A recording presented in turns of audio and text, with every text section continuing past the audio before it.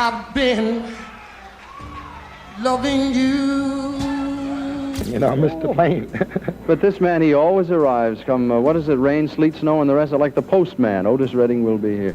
What was the real story behind Otis Redding's life? How did this talented man rise to fame with his soulful music? Why did his life end so tragically at a young age?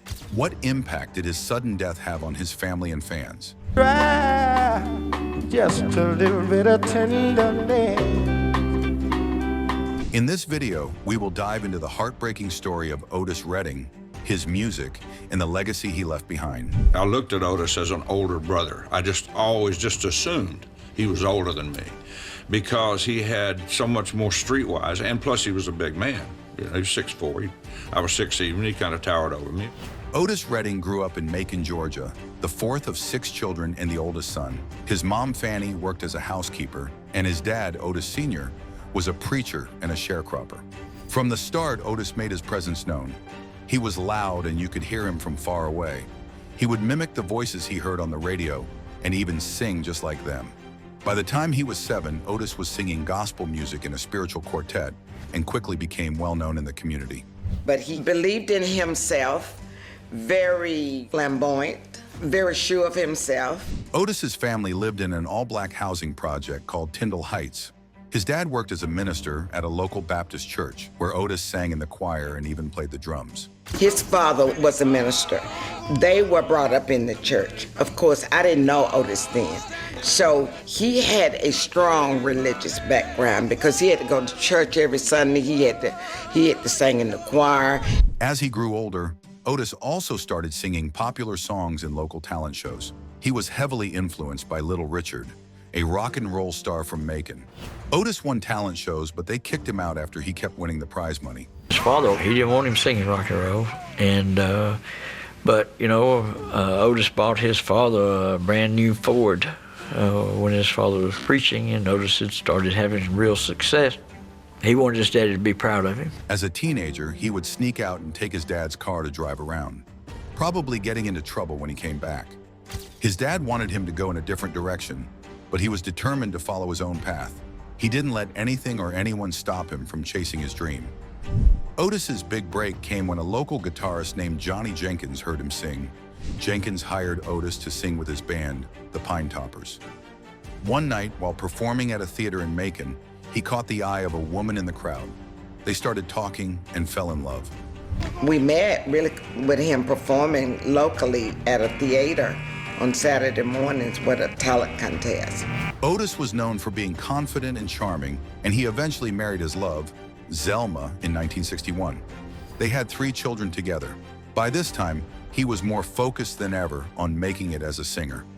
He even traveled to Los Angeles to try to cut a record. Unfortunately, his songs didn't do well, so he went back home and worked different jobs like drilling wells and even at a hospital, but he could never keep a job. Otis was known to keep a job a week, long enough to get 1 paycheck. His dream was always to be a star. He said, "Oh, one day I'm gonna be rich." I said, "Whatever. You just need to get a job and let's get a life here." In 1962, Otis's big chance came when his manager, Phil Walden, arranged for Otis to go to Stax Records in Memphis. He was supposed to drive for Johnny Jenkins, who was recording there. But Otis saw this as his opportunity to get noticed. At Stax, the studio workers thought he was just the valet at first. However, he made a connection with Al Jackson Jr., the drummer at Stax, who asked someone to listen to him sing. He sang "These Arms of Mine," and it was so good that it gave the chills to everyone who heard it. The staff at Stax knew they had found something special. Even though Otis's first few singles didn't do well, he kept working hard. In 1964, he met fellow singer Jerry Butler on tour, and they started working on a new song called "I've Been Loving You Too Long." Together, they finished the song, and it became a huge hit for him. Have been loving you. Otis was living the dream in 1967. He had just finished a big trip to England, and the response he got was like nothing he had ever experienced. People treated him like royalty. The Beatles sent their personal limousine to pick him up at the airport. And backstage, stars like Tom Jones and Mick Jagger were waiting just to see him perform.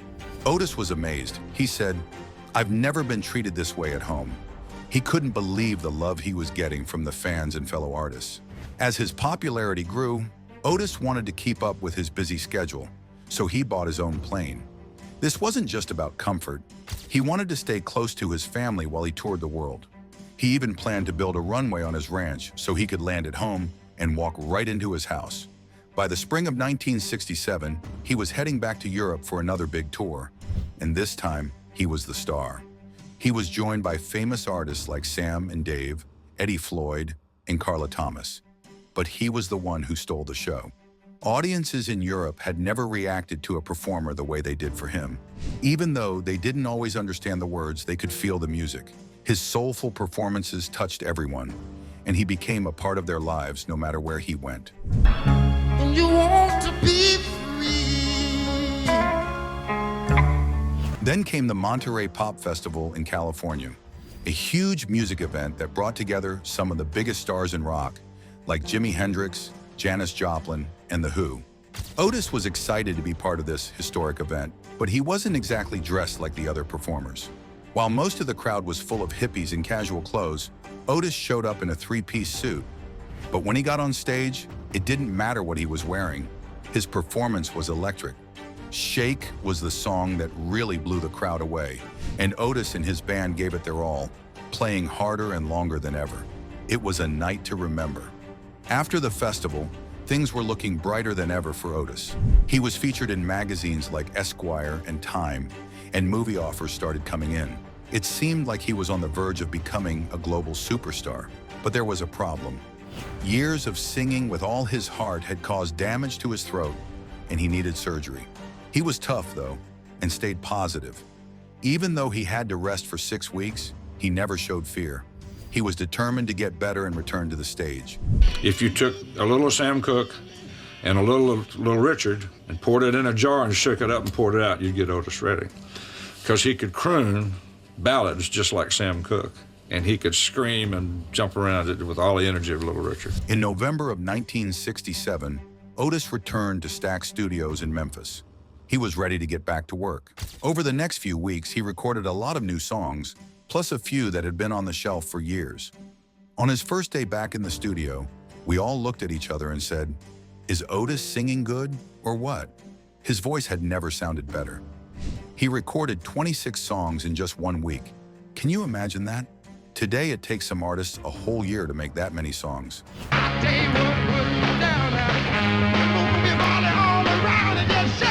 After just 3 weeks, Otis was ready to hit the road again. He had a new band, the Bar-Kays, a talented group of young musicians from Memphis. Otis loved these guys. He treated them like his kids. They were a family, and he was very protective of them. They learned a lot from him, and I think they enjoyed every moment of it. In early December, Otis and the Bar-Kays flew to Cleveland for a series of shows. On the last night of their tour, there was something special about that performance. There was more energy, more life. It was a night to remember, but no one knew that it would be their last performance together. The next day, December 10th, Otis and his band flew to Madison, Wisconsin. The weather was bad, and airport officials told them not to fly, but he wouldn't cancel. He'd never missed a show in his life. I wanted, and I saw those girls at the plane. I don't want to give it to him. Sadly, the plane didn't make it to Madison. Otis and most of his band, the Bar-Kays, were killed in a plane crash. The plane crashed into a lake near Madison, Wisconsin, and only one member of the Bar-Kays survived. This accident not only took Otis's life, but also shattered the futures of the surviving band members and left a hole in the music world. Ben Cauley, the only survivor, was lucky to escape the wreckage. He later spoke about how hard it was to survive while his friends perished. He said that it was difficult to wake up and realize that the people he had laughed and talked with just hours earlier were now gone. James Alexander, another member of the band, was supposed to be on that plane, but there wasn't enough room. He was on a different flight and had planned to meet the others when they landed. Instead, he rushed to the crash site and had to identify the bodies of his friends. Alexander described the feeling as empty and numb. It was a loss that no one could prepare for. The crash took away more than just the lives of the Bar-Kays. It also took away the band's future. The surviving members had to find a way to keep the Bar-Kays' legacy alive. James Alexander remembered his bandmates as happy-go-lucky people who loved music and enjoyed life. Their tragic deaths left a hole in his heart, but he made sure to honor them by continuing the Bar-Kays' music. His death at just 26 years old came when he was at the peak of his career. He had just recorded the song, "Sittin' on the Dock of the Bay," which would go on to become one of the most famous songs in music history. The song was released in January 1968, just a few months after Otis tragically passed away. This song became his first big hit after his death, reaching #1 on both the pop and R&B charts. Many people believe he was just about to reach even greater success. He had big plans to take his music to a wider audience, including more white listeners. His wife, Zelma, once said that he was on the verge of a new stage in his career. She told him, "You're right. You are going to be new. You're not begging anymore." What she meant was that Otis was ready to move past the struggles of his early career and become a big star in the mainstream music world. I've had nothing to live for, and look like Within weeks of its release, it was all over the radio and climbed to the top 10 on the charts. By March 1968, the song made history.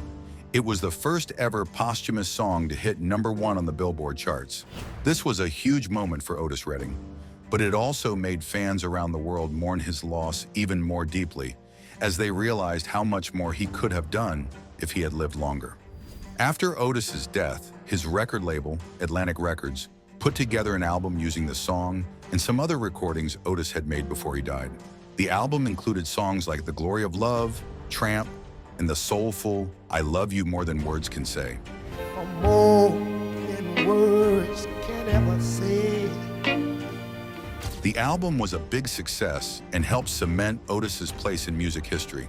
It wasn't just his voice that made him great.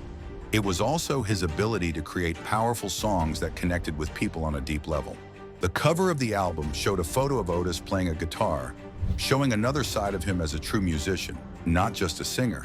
If Otis had lived longer, there's no telling how much more he could have accomplished. Many people believe that he would have been able to reach even more fans and become one of the greatest stars in music. He was just starting to explore new sounds and ideas in his music, and who knows what he could have done if he had had more time. But his legacy lives on through the music he created and the impact he made on the world. His soul-stirring, hip-shaking, chart-topping music still is powerful today because of the work of one person, his widow, Zelma Redding. After his death, there were many issues surrounding his legacy, music, and royalties. It's common for famous people to have disputes about these things after they pass away, especially when their death is sudden. Many people started fighting over how his music and estate should be managed. After Otis died, there were several disagreements about who should control his music and how much money should go to his family and business partners. His estate was left to his wife, Zelma, but other people involved in his music career, such as his band members and record label, felt they should have more control over how his music was used. Some felt they should get a bigger share of the money made from his recordings. Try just a little bit of tenderness.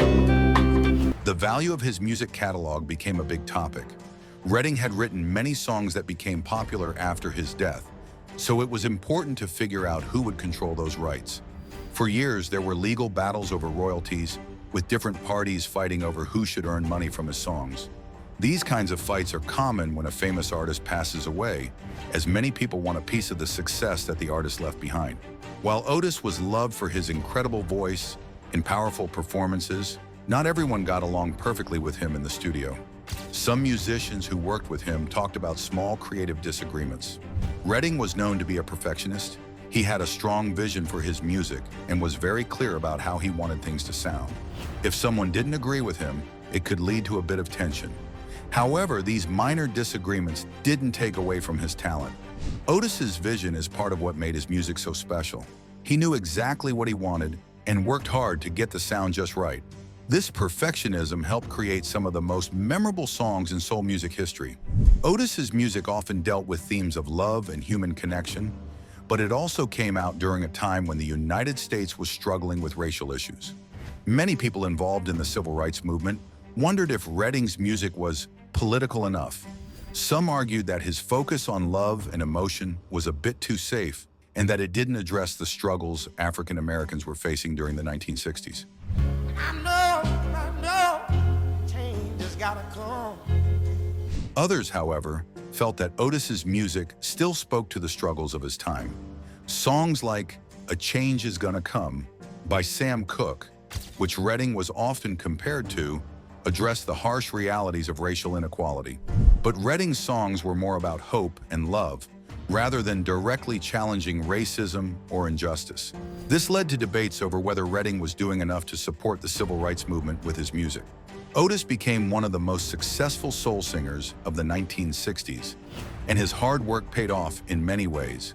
His success allowed him to buy a 300-acre ranch in Georgia, which he called the Big O Ranch. At the same time, Stax Records, the label he worked with, was also doing well. Stax signed more artists, like Percy Sledge, Johnny Taylor, and Eddie Floyd, and Redding played a big role in helping create 2 production companies.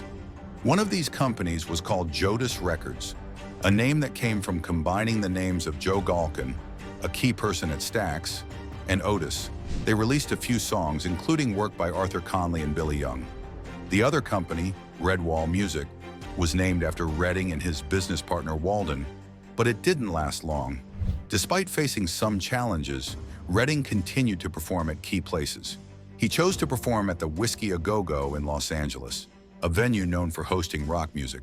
This was a big deal because Redding was one of the first soul artists to perform for rock audiences in the Western U.S.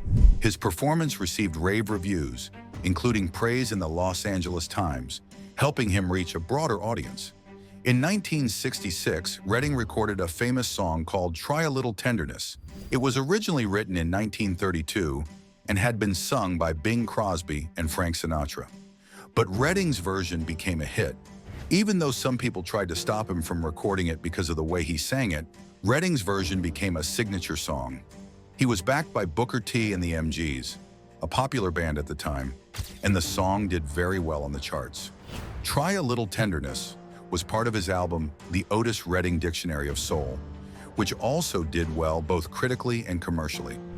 Try just a little bit of tenderness. In 1966, Stax also started booking concerts for its artists, and Otis was one of the first to take part in these tours. He performed in London and even had a limo sent by the Beatles when he arrived. He also played at the Fillmore Auditorium, where his shows were very successful.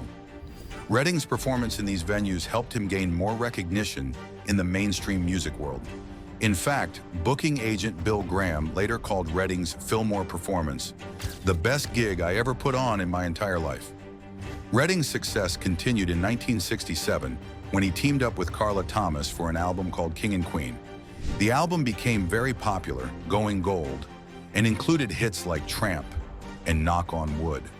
Redding's ability to mix his raw style with Thomas's more polished sound made the album stand out. Later that year, Redding performed at the famous Monterey Pop Festival, which was a turning point in his career. Until then, Redding mostly performed for black audiences, but after Monterey, he began to attract more white fans. His performance at the festival was electric and received praise from critics and fans alike. He performed a mix of his songs, including Respect and Satisfaction, which helped him gain national fame. During this time, Redding also worked with his protege, Arthur Conley, and they recorded the hit song Sweet Soul Music. Redding's popularity was growing, but his health was not.